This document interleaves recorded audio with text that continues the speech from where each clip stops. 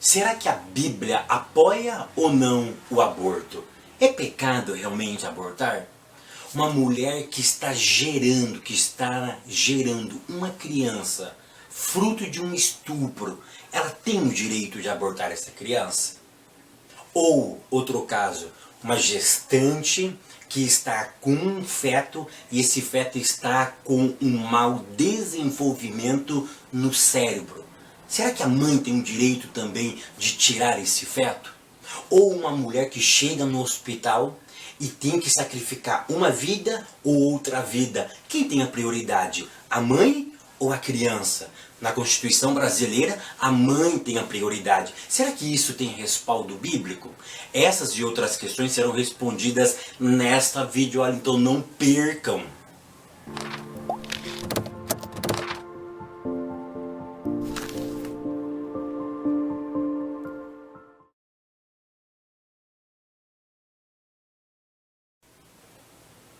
A paz, queridos, que bom estarmos aqui novamente no nosso programa semanal da Escola Bíblica Dominical para darmos sequência à nossa série de estudos bíblicos sobre os valores dos cristãos. E hoje chegamos na lição de número 4.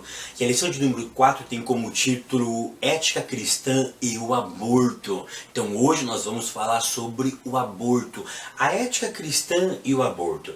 E a leitura bíblica em classe se encontra no Salmo 139, do verso 1 ao verso 18. Salmo 139, do verso 1 ao verso de número 18. Então hoje a aula realmente está imperdível. Vamos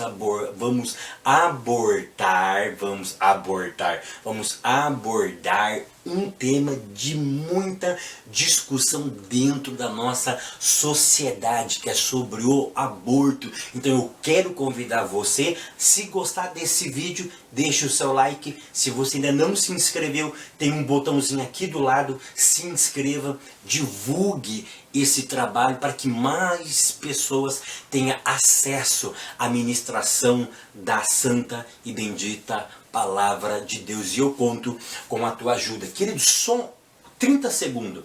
Eu estou criando um site e nesse site vai ter a área de depoimentos, tá? Na área de depoimentos. E eu gostaria que você mesmo, que me acompanhe fielmente, que se conecta com o meu trabalho, que estivesse na página de depoimento. O que eu preciso que você faça? Que você simplesmente envie uma foto e uma frase sobre a importância do meu trabalho na tua vida.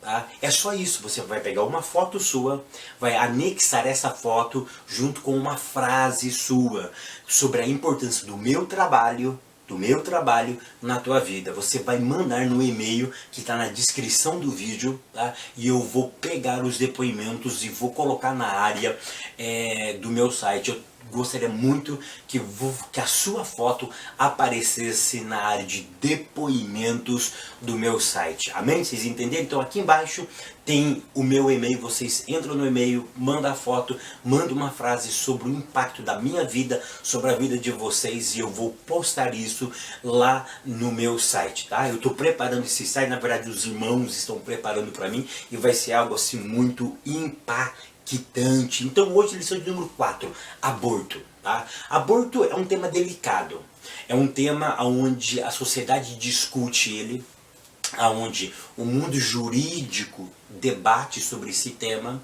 e também o mundo religioso fala sobre esse tema.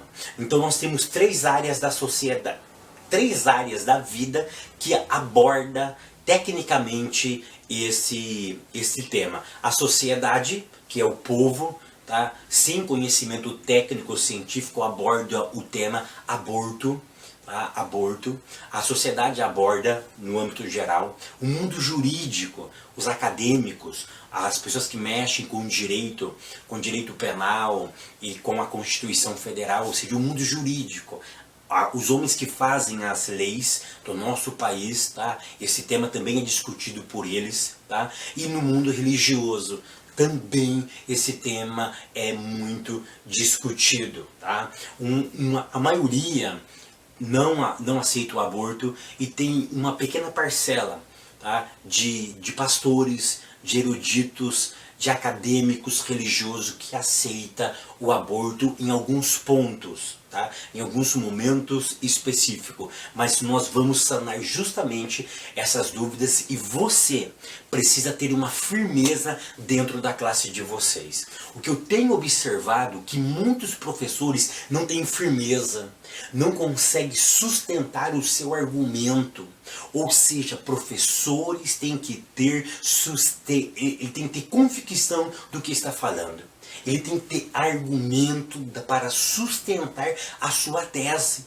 E é claro que a sua tese tem que estar baseada nas Sagradas Escrituras. Você tem que mostrar como 1 mais 1 são 2, de que nesse caso o aborto é pecado e ponto. Aqui não vai valer sentimento. Aqui não vai valer razão humana. Aqui o que vai valer, o que vai ter proeminência é a Bíblia Sagrada. Tá? É isso que nós precisamos debater e mostrar nessas aulas. Essas aulas, elas são populares, ela está dentro de um contexto da sociedade, mas o que prevalece é as Sagradas Escrituras. Tópico 1, aborto, conceito geral e o conceito bíblico, tá? O nosso autor, ele vai mostrar de forma técnica o que significa aborto, tá? E aborto, etimologicamente, significa privação do nascimento, quando alguém externo impede o aparecimento de um novo ser. Por que o aparecimento? Porque ele está escondido na barriga de sua mãe. Ele está oculto aos nossos olhos. Ou seja, então o aborto é a privação, é o impedimento do aparecer, do nascer de um novo ser humano. Então, tecnicamente, aborto é isso, é impedir que algo apareça, impedir que algo nasça, que algo nasce, impedir que isso que está oculto apareça dentro da nossa realidade, dentro do nosso mundo físico, tá? Então, aborto é isso, é um impedimento. Alguém vai barrar através do que? Da morte. E existem 2 tipos de aborto. O aborto voluntário e o aborto involuntário. A minha esposa, por exemplo, eu tenho o meu primeiro filho, que ele completou 19 anos esse mês de abril, e ele nasceu. Depois de 3 anos, eu acho que minha esposa ficou grávida de novo. E aí ela teve um aborto espontâneo, ou seja, a criança saiu. Eu acho que foi no 3º, acho que foi no 2º mês, não me lembro bem. Tá? Eu só sei que ela teve um aborto espontâneo, tá? Um aborto involuntário, perdão. Foi um aborto involuntário. Ela não queria acontecer esse aborto. Então esse aborto foi um aborto involuntário. Tá? Ela não pediu acontecer o aborto. Tá? E já existem outros casos, que é o aborto voluntário. É quando eu quero, é quando eu provoco isso em mim. Claro que não é em mim, né? Só quem pode fazer o aborto, tecnicamente, isso vai ser ministrado na mulher. Tá? Então a mulher pode provocar o aborto nela, como um médico pode provocar um aborto nela, um marido, uma enfermeira, ou seja, qualquer pessoa externa pode provocar um aborto na gestante com ou sem o consentimento dela, tá? Então, tecnicamente, aborto é isso, tá? É impedir o nascimento de uma vida. O aborto no contexto legal. Aqui ele vai de forma muito bacana, muito legal, ele vai de forma histórica mostrar como a sociedade, como os códigos de lei proibia o aborto. E eu coloquei tudo isso no meu blog, já está no meu blog, tá bom? Já está, entra aí no meu blog, tá aqui embaixo na descrição. Eu coloquei o Código de Hammurabi no capítulo 12 e no artigo 209. Olha o que diz o Código de Hammurabi. Se alguém bate em uma mulher e faz abortar, deverá pagar 100 ciclos pelo feto. Ou seja, o que é legal? O que é importante aqui? Que no Código de Hammurabi o aborto era condenado. Ou seja, o aborto não podia ser praticado. Se alguém fizesse o aborto, tinha uma penalidade. Tá? É isso que deve ser frisado, ok? Em 1810, agora lá na França, o Código Penal da França, elaborado pelo francês Napoleão Bonaparte, ele previa pena de morte para o aborto. Posteriormente, a pena de morte na França, ela foi substituída pela prisão perpétua. Ou seja, de início era pena de morte na França. Cometesse aborto, morria, era pena de morte. Depois substituiu pena de morte por prisão perpétua. Além disso, os médicos, os farmacêuticos e os cirurgiões eram condenados a trabalhos forçados. Para Napoleão Bonaparte, era um crime hediondo, era um crime horrível. É claro que os conceitos... Teve uma pessoa que ela me criticou drasticamente sobre os conceitos modernos, com os conceitos técnicos de legislação antiga da Roma e de alguns países. É claro, querido, que tecnicamente não são a mesma forma. Mas o nosso direito, por exemplo, ele é oriundo da onde? Tem uma boa parte de Napoleão Bonaparte no nosso direito. Tem uma boa parte do direito, o nosso direito, uma boa parte dele é do direito romano. É claro que isso é uma construção histórica. A sociedade vai se mudando e vão se adaptando de acordo com a necessidade de cada bem jurídico tutelado, tá? Mas para Napoleão Bonaparte era um crime hediondo. Crime hediondo, então, olha que interessante, o crime hediondo hoje no Brasil, por exemplo, um crime hediondo, o homicídio. É um crime inafiançável. É um crime, por exemplo, que não aceita indulto, anistia e nem graça, por exemplo. Tá? Então, tecnicamente, era um crime hediondo também para Napoleão Bonaparte. Tá? Aí, continuando na história, em 1830, no nosso Código Criminal de 1830, tá? No artigo 199, olha que interessante, no artigo 199, tá tudo no meu blog.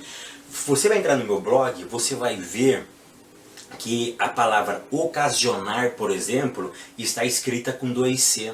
Não é que eu escrevi errado não, porque eu peguei do site do Planalto, do governo, e lá está escrito de acordo que era escrito na época daquele português. Então você vai ver que tem algumas palavras que a grafia está diferente do nosso português hoje, porque a língua ela é viva, ela vai se modificando, tá? Mas tem no artigo 199, tem a proibição do aborto e tem também a pena. Aquilo que no direito penal nós chamamos de primário e secundário. Tá? O primário é a conduta, é a ação, e o secundário é a pena. Tá? Ou seja, para ser um crime tem que ter uma ação tipificada e tem que ter uma pena, tem que ter uma punição. Então tem os preceitos primário e secundário. Então no artigo 199 era proibido o aborto. No artigo 200 também era proibido o aborto. E eu coloquei tudo isso lá no meu blog, para que vocês possam observar como na construção histórica o aborto ele era proibido. Aí chega no nosso Código Penal hoje, que nós conhecemos hoje. O Código Penal hoje, ele tem alguns artigos que falam sobre o aborto. E o aborto hoje, no nosso Código Penal brasileiro, é crime. Artigo 124, artigo 125, 126, 127. Tá? E também tem o 128, ou seja, vai trabalhar sobre o que? Sobre o aborto. Então o aborto ele é crime, em regra geral é crime. É claro que vai ter algumas exceções que o Código Penal brasileiro considera não que não é aborto, tá? Que não é crime, tá? Mas no geral o aborto ele é crime, tá? No geral o aborto é crime. E eu coloquei também no meu blog, tá? Eu coloquei no meu blog o artigo 124 ao 128 do CP, do Código Penal. Inclusive eu estou estudando muito sobre isso porque agora no mês de maio estarei realizando o concurso para investigador da polícia aqui no estado de São Paulo. Então eu estou me dedicando muito sobre essa matéria também, tá? Ponto 3, conceito bíblico de aborto, tá? Então nós vimos a história, tá? O Código Penal, nós vimos um pouquinho que a lei fala sobre isso. Agora vamos falar sobre a Bíblia, porque para nós o que vale realmente é a palavra de Deus, tá? E aqui eu dividi em dois momentos, tá? O item 3, conceito bíblico de aborto. Primeiro ponto, na lei mosaica, é crime ou não? É crime. Eu já vou adiantar para você, para a lei de Moisés, na lei mosaica, o aborto é crime. E ponto. Não tem conversa. O segundo ponto que eu quero dialogar com vocês, no decálogo. Aquilo que nós conhecemos como os 10 mandamentos também é crime. Mas aonde está o aborto nos 10 mandamentos? No 6º mandamento. Não matarás. Mas aí você, teólogo, você é uma mulher esperta, um homem esperto, pode estar dizendo, Fábio, mas agora eu te pego. Ali não está dizendo, olha como disse, não matarás. Porque no original você ensinou, eu tenho uma aula sobre isso, você ensinou para nós que não é matar, mas é assassinar. Assassinar é premeditar. Aquilo que nós conhecemos dentro do Código Penal como crime doloso. Não é culposo, é doloso. Quando você planeja, quando você arquiteta, você quis cometer essa ação, você quis abortar. Você quis colocar o feto para fora. Você quis matar esse feto. Então perceba que a ação não matarás ou não assassinarás, tá? Nós podemos deduzir que o aborto está dentro dessa classificação. E é assim que a maioria dos rabinos entendem. Que o 6º mandamento, não matarás ou não assassinarás, está se referindo também ao ato de abortar, tá bom? Porque o bem jurídico tutelado, tanto na lei de Moisés, como especificamente nos 10 mandamentos, é a vida. A vida precisa ser preservada. Item 4, aborto na história da igreja. Nesse ponto, eu achei muito interessante porque você está lendo a sua revista e o autor ele detalha para nós, homens acadêmicos, os pais da igreja falando contra o aborto e mostrando o valor da vida. O que eu acho interessante, que nesse ponto nós devemos observar, é a importância que a igreja dava a esse tema. Ou seja, no geral, em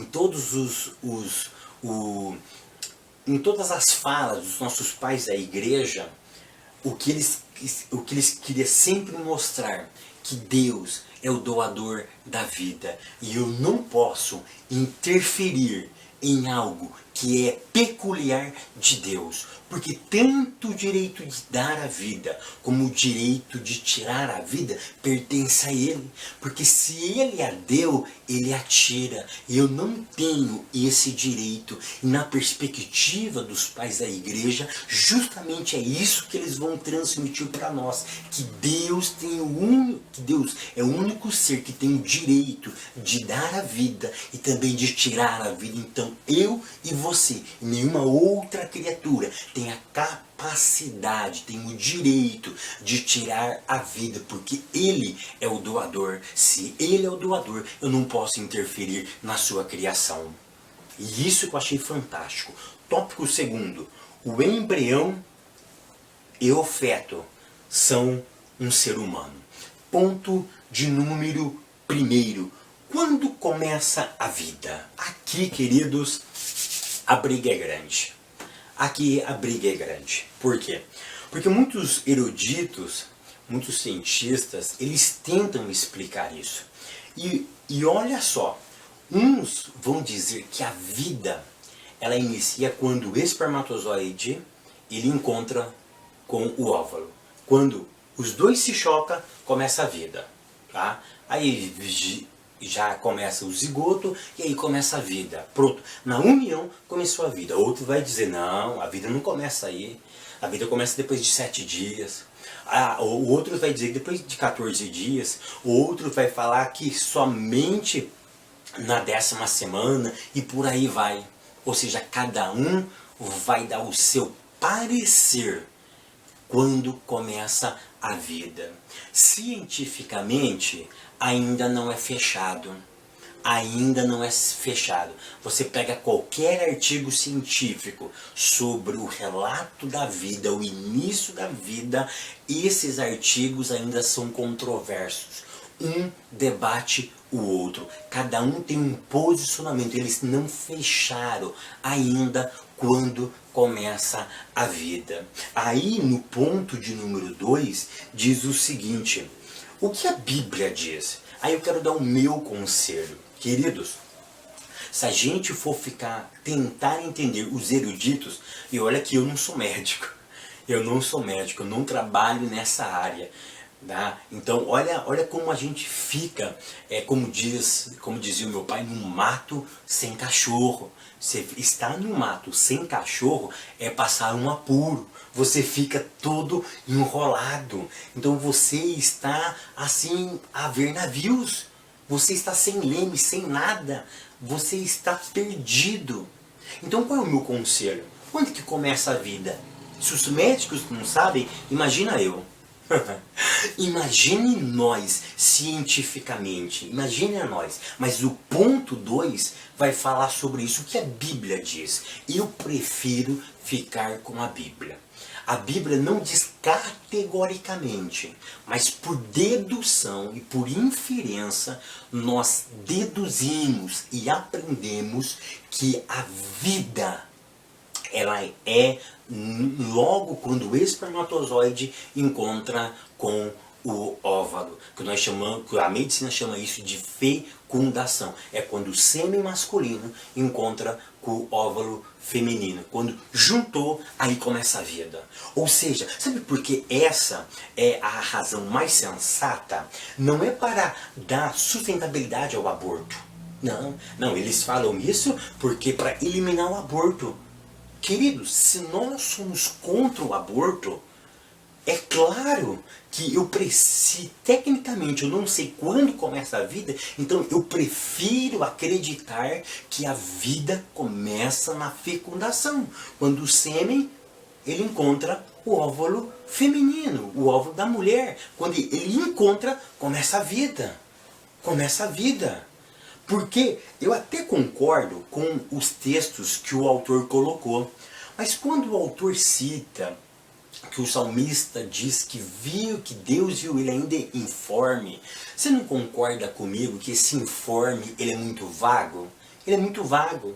Informe, mas quando? No primeiro dia da gestação, no segundo, no terceiro, no quarto? Em que dia que foi? Quando que foi? Então eu prefiro acreditar que presta atenção, quando juntou sêmen com óvulo, começou a vida. Pronto, começou a vida ali. Tá? A Bíblia não deixa claro isso de forma explícita, mas por dedução e por inferência é assim que nós entendemos. Quando esses dois seres se juntam, aí começa então o dom da vida. É aí que Deus automaticamente, queridos, ele coloca a alma da criança. A alma da criança é colocada nesse exato momento. Quando teve o choque, bateu, pá! É como acender a luz. Quando você bate o dedo, automaticamente não acende, ou seja, estava escuro. Só que você bate o dedo, aparece a luz. Ou seja, na hora que os dois se encontram, a alma foi colocada. A alma entrou, ou seja, tem vida, tem vida. Tá? Ponto de número 3. Qual a posição da igreja? A posição da nossa igreja, da Assembleia de Deus do Brasil, da CGADB, ela é contra o aborto. Tá? Ela ainda continua contra, e acredito eu que ela permanecerá contra. Tá? Ela permanecerá contra. Então hoje a posição da nossa igreja é contrário ao aborto em nenhuma de suas hipóteses. Em nenhuma de suas hipóteses, tá bom? Sabe por quê? Porque eu entendo que quando eu aceito o aborto, eu estou profanando o sagrado. Querido, olha o que eu vou dizer agora. O ventre materno independe, tá? Independe se essa mulher é uma cristã ou não. Isso independe. Eu estou falando da espécie feminina. O ventre materno, ele é sagrado. Se ele é sagrado, ele é inviolável. Ninguém tem o direito de tocar, nem mesmo o próprio dono desse ventre. Por quê? Porque esse ventre tecnicamente não é dela, foi criado por alguém, para gerar alguém, para glorificar o nome de alguém, e é o nome do Eterno. Então, tocar no ventre materno é tocar no sagrado, é ali onde o mistério da vida acontece. E até hoje, os cientistas ficam loucos para entender de forma profunda, de forma concisa, o que acontece dentro do ventre materno. Eles até hoje não conseguiram decifrar esse mistério. Sabe por quê? Porque é sagrado. Porque é sagrado. Ali ninguém toca. Foi ali que o Espírito Santo de Deus colocou o nosso Messias, colocou Jesus de Nazaré. Então este lugar, no ventre materno, o ventre de uma mulher, ele é imaculado, ele é sagrado. Então nós não podemos, de hipótese alguma, profaná-lo. Agora vamos partir para o tópico terceiro. Diz assim o tópico terceiro, tópico 3, tipos de abortos e as suas implicações. Então eu disse que em regra geral, hoje no Brasil, é proibido o aborto. Tá? Mas existem alguns casos em que o aborto ele é permitido, e aqui nós temos o primeiro caso que o aborto ele é permitido. Ponto 1, aborto de anencéfalo. Tá? O que é isso? Tá? O anencéfalo é uma má formação no cérebro. Eu li alguns artigos científicos, que nesses artigos científicos está a informação de que raramente uma criança que nasce com total ou com parte do seu cérebro mal formado, ele raramente sobrevive.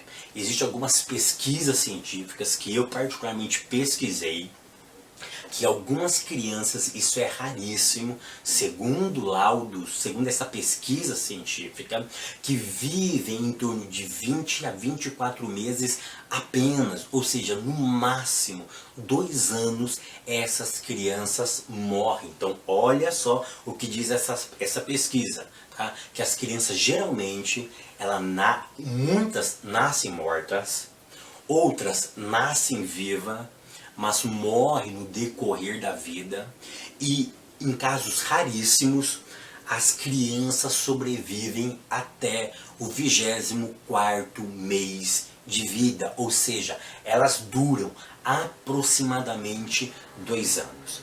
Então olha o que aconteceu, tá? No mês de abril, no dia 12, não me lembro se foi dia 8 ou dia 12 de abril de 2012, esse caso foi julgado, tá, no Supremo Tribunal Federal, no STF, e o Supremo Tribunal Federal, por 8 votos a 2, e teve um voto do Minerva, que foi o voto do juiz Marco Aurélio, e ele decidiu, juntamente com o seu colegiado, com 8 votos a 2, que poderia sim fazer o aborto anencéfalo. Tá? O que o Marco Aurélio disse? O Marco Aurélio disse em uma de suas frases nesse dia, de que fazer aborto num caso específico, numa má formação do cérebro, é a mesma coisa do que matar, por exemplo, um morto, porque ele usa o termo, isso é um crime impróprio, um crime impossível. O que é um crime impossível? Aí eu vou dar um exemplo, é você matar um morto. Por exemplo, tem um morto na rua, tem um morto, e você chega com uma arma, tá? E dá um tiro na cabeça dele. Você matou ele? Não, ele já estava morto. O Código Penal não vai te punir por essa ação. A sua intenção era matar ele. Você chega, ele já está morto, você não sabe que ele está morto. Aí você dá um tiro nele e você sai correndo, tá? Você sai correndo, mas ele já estava morto. Ou seja, isso é um crime impossível. Ou seja, ele já estava morto, não tinha como você matá-lo. Então, no entendimento do Supremo Tribunal Federal, e essa foi uma das formas que o Marco Aurélio entendeu, que esse é um crime que, na verdade, não foi crime. Por quê? Porque a criança já nasce morta. A criança já está morta. Você simplesmente vai retirar algo que já está morto. Então, para ele, foi esse o entendimento, tá? Mas, no meu entendimento, eu concordo plenamente com o pastor Douglas, o autor dessa revista, que isso é uma manobra do inimigo. Eu sei que isso vai dar polêmica na classe, uns vão concordar, outros vão discordar. Eu sempre prefiro o conceito, se Deus é o doador da vida, eu não vou interferir no que é direito dele. Eu não vou interferir. Eu prefiro deixar que a própria vida se encarregue de tirar ele no momento que deve ser tirado. Então, se ele vai viver um dia, se a criança vai viver uma semana, 2 meses, 1 ano, eu não sei. A vida não me pertence. O dia da manhã não me pertence. Eu preciso preservar a vida. E eu entendo que o aborto anencéfalo, no meu ponto de vista, ele é antibíblico.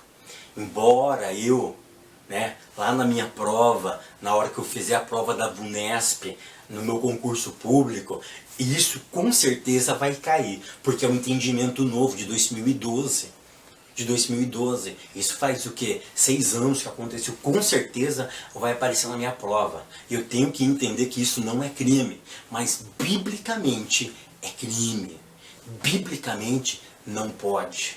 Tá? O aborto anencéfalo para a justiça brasileira, isso não está no Código Penal, isso é um entendimento do Supremo Tribunal Federal, que começou a valer de 2012 para cá, tá? Ele entendeu que pode. Então, em muitos casos, somente nesse caso, uma má formação no cérebro, não é qualquer má formação, tá? Não é formação em outros membros, é no cérebro, tá? Eles entendem que pode fazer o aborto, ok? Do ponto de número 2, em caso de estupro, aqui eu tenho certeza que aqui vai pegar fogo a tua aula. Eu sei que tem gente que vai ficar bravo comigo. O estupro, tá? Uma mulher ficou grávida mediante um estupro. Fábio, você é homem. Você jamais ficará grávido mediante um estupro. Você pode ser estuprado, mas você não pode ficar grávido por um estupro, porque você é homem. Eu te entendo perfeitamente. Tá? Eu sei que às vezes o sentimento, às vezes a gente fala de algo que não vive. E eu entendo isso perfeitamente, porque falar de algo que não vive não é tão, parece ser fácil. Mas quando você vive algo, quando você passa por aquela experiência, aí você tem a capacidade de falar com mais propriedade.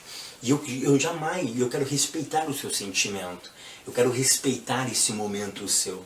Mas eu sei que tem coisas na vida que só o sentimento ele não vale. Porque se nós formos agir em alguns momentos da vida por sentimento, a gente faz besteira. A gente nega os nossos princípios e os princípios da palavra de Deus.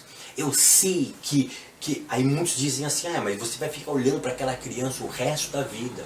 E você vai lembrar daquele maldito, aí você começa a xingar, daquele malfeitor que fez isso comigo. Você sempre vai se lembrar daquele momento. Eu sei, queridos, que isso é traumático. Eu sei que isso é doloroso. Mas biblicamente, eu volto a repetir que o ventre é algo sagrado. O ventre, ele é algo peculiar. Ele é onde acontece o mistério da vida. É ali que nasce o mistério da vida. É ali que nasce aquilo que Deus vai arquitetar para a humanidade. Eu sei, queridos, que é doloroso, mas já imaginou? Aí eu volto para o Salmo 139, que enquanto o salmista era formado, o que dá a entender nesse texto, eu gosto de pregar sobre ele, é que Deus ia escrevendo a história desse menino no ventre da mãe dele. Biblicamente, eu sei que é fruto de um estupro, de um ato violento, de uma covardia, de um ato que é indescritível. Somente quem passa pode descrever a dor e o sofrimento disso. Eu não estou alegando de forma alguma e negando este sentimento. Mas olha aqui, olha o que eu vou dizer. Você ficou grávida mediante um estupro. Será que lá na eternidade Deus não está escrevendo uma história para esse menino? Uma história de glória, de honra, uma história de majestade.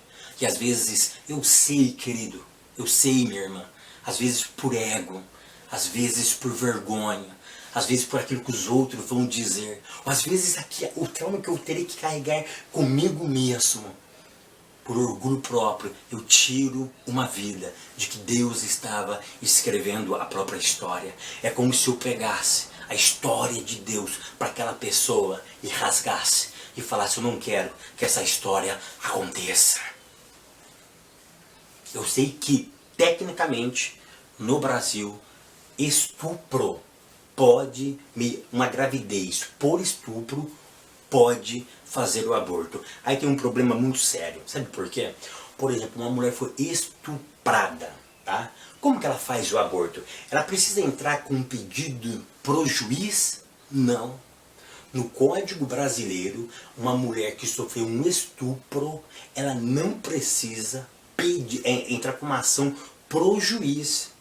Na Constituição, no Código Penal, simplesmente diz o seguinte, que mediante um boletim de ocorrência feito na delegacia já é suficiente para apresentar, por exemplo, para o médico e ele fazer o aborto na vítima. Então olha só, a mulher foi estuprada, ela pega um boletim de ocorrência que você consegue, é a coisa mais fácil do mundo é você fazer um boletim de ocorrência, porque é o seu parecer, você fez o boletim, opa, estou grávida mediante um estupro, você leva para o médico, faz um aborto, por quê? Fui estuprada, tá aqui ó, sofri um estupro, tá aqui ó, o boletim de ocorrência, aí o médico aborta a criança. Já imaginou como que ela está deixando brechas?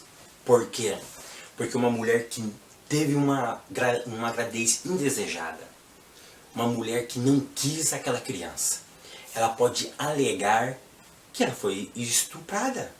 Não, eu sofri um estupro, pronto.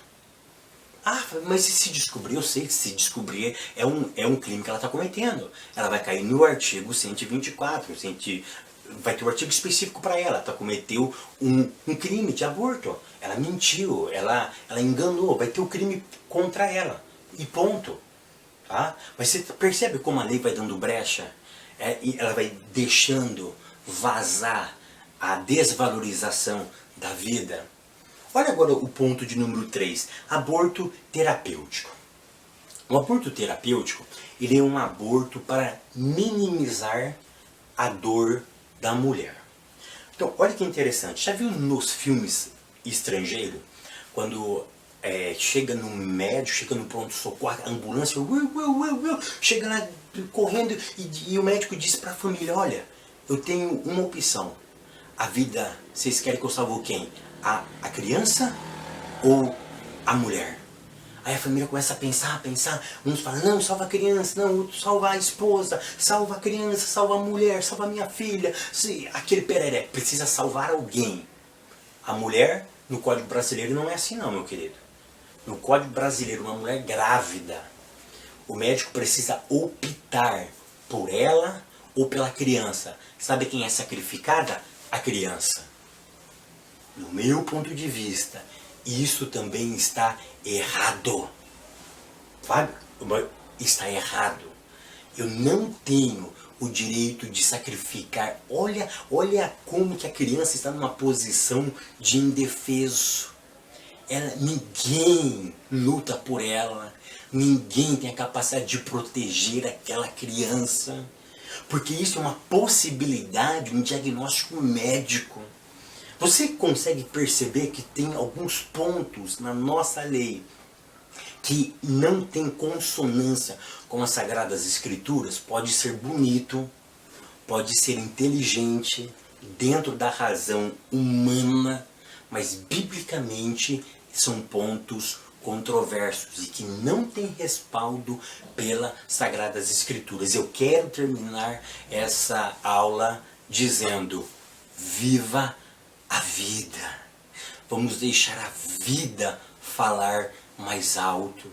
Vamos deixar Deus escrever a história de cada ser humano. Não vamos rasgar aquilo que Deus está escrevendo. Valorize a vida na tua igreja.